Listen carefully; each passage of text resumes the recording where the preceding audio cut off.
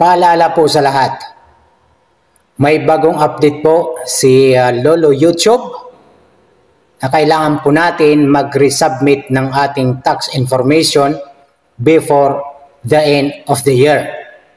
This year, 2024. Madali lang po yan. Ito po, kailangan po natin yan sundan. Yung may mga bilog po yan, ang gagawin nyo. Napakabilis lang po gawin para ma-update ang inyong tax information para sa inyong next sahod sa YouTube. So gawin nyo na po yan mga kaibigan before the end of this year. Baka magka-problema po ang inyong YouTube channel kung hindi niyo po maayos ang inyong tax information sa Google AdSense nyo.